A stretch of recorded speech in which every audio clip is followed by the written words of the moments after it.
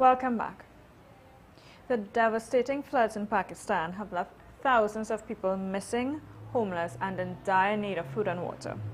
England has been using this time to lend aid to the Pakistani people and its government in an attempt to mend relations between the two countries after the Prime Minister of England accused Pakistan of harboring terrorists during a visit to India last week.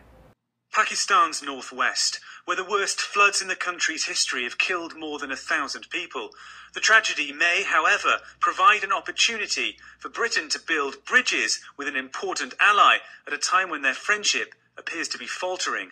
The Queen on Tuesday evening sent a message of condolence to Pakistan's President Asif Ali Zardari, saying she was deeply saddened at the tragic loss of life. The royal message could go some way to repairing the damage done in India last week by David Cameron, who suggested India's neighbour and old enemy might not be playing an entirely straight bat in the war on terror. We want to see a strong and a stable and a democratic Pakistan, but we cannot tolerate, in any sense, the idea that this country is allowed to look both ways and is able in any way to promote the export of terror.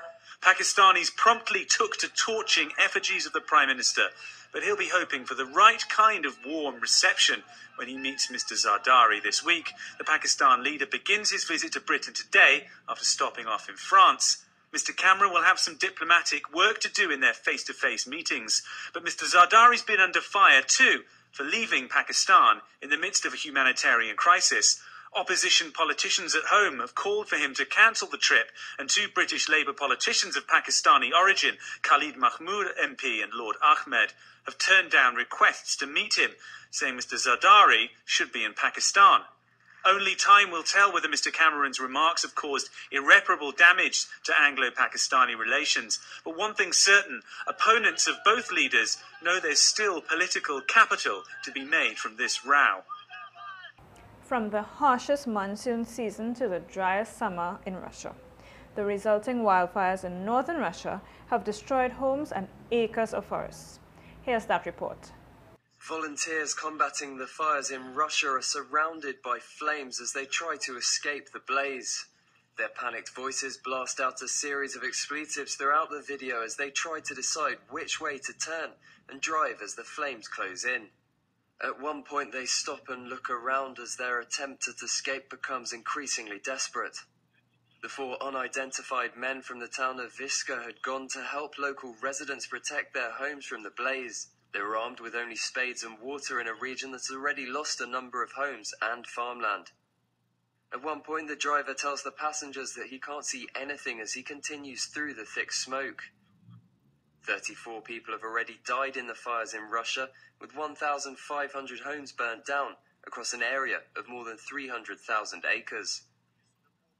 For these men, it seems like there's no escape as the fire keeps on going and going.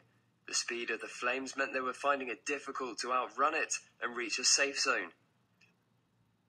But fortunately, they managed to follow another car out through the hellish atmosphere and back to safety. As human beings, we're probably more connected now than ever before. People around the world have been expressing concerns about the current disasters in Pakistan and Russia. Here are some of the comments that we found from different parts of the world on Facebook today. Pray that these extremes are quickly pacified. Floods in Pakistan and raging fires in Russia. Floods in Pakistan taking out my people and the government ain't doing nothing about it. The world's going freaking crazy. Russian fires to flood in Pakistan. Where next and why? An example of how effed up the world we live in. Pakistan natural disaster with mass floods and cholera. Many dead, the world stands and watches. Slow to act. Where's humanity at? Flooding in Afghanistan. Wildfires in north part of Russia. Polar ice cap melting at a rate that's unbelievable. What's up? Who's telling the truth? Our government? NASA? Facebook? Or YouTube? But all the pics together. There is God. So many of our people die every day due to floods, target killings, plane crash, suicidal bombing. The rest of us die of shame every day on the behavior of our chosen leaders, specifically of our own very president. But why doesn't any of these incidents or accidents kill him? We hereby collectively pray to you to take this menace off our hands. Thank you. Love, the rest of Pakistan. Locally, the flooding has been excessive and disastrous. Tonight, WENEWS spoke with Emmanuel Milchan of the Met Office to determine what other weather systems we could expect over the next few days. We have been paying attention to Tropical Storm Collins, that's presently just east of, almost about 900 kilometers east of the central islands of the Lesser Antilles, and it's heading towards the northwest.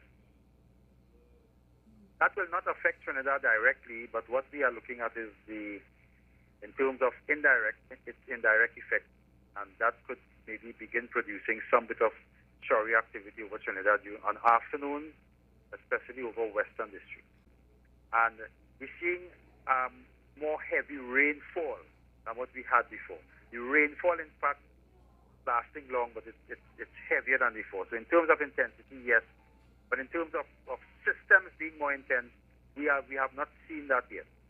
We are not seeing, but we are seeing more intense rainfall from weather systems that tend to give this. So the amount of rainfall you get has not changed. It's just that it's falling for a shorter period. So what's the reason for all this weird weather and excessive flooding, not just in Asia, but all over the world? Is the weather more threatening this year than in the past? WENEWS spoke with environmentalist Eden Shand about the global implications of these occurrences. The environment is biting back. People will say, oh, we've always had hot spells, we've always had hurricanes, we've always had floods. But because of climate change and what goes with it, you are going to have more catastrophic events. In Pakistan, flooding, China, flooding, Russia, forest fires, California, forest fires, Greece, forest fires, and believe it or not, even in the developed world, in the United States of America, the state of Wisconsin, Milwaukee, was under a state of emergency because the place was flooded out. So what is happening is that we're getting extremes of catastrophic weather-related events. One of the things that is happening is that clouds that normally would have deposited rain as they passed over your land, they are now tending to stand still and let all the water out in one spot. That is a new climatic phenomenon. When you have a lot of rain in one spot, even the most developed countries and their drainage systems cannot cope with that. We are a developing country. We have poor infrastructure and poor drainage systems, and we are going to have these catastrophic events more and more. This is the result of climate change brought about by human beings who are addicted to oil. We're taking another quick break, but stay tuned because when we come back, we'll look at flood-proof homes in the Netherlands.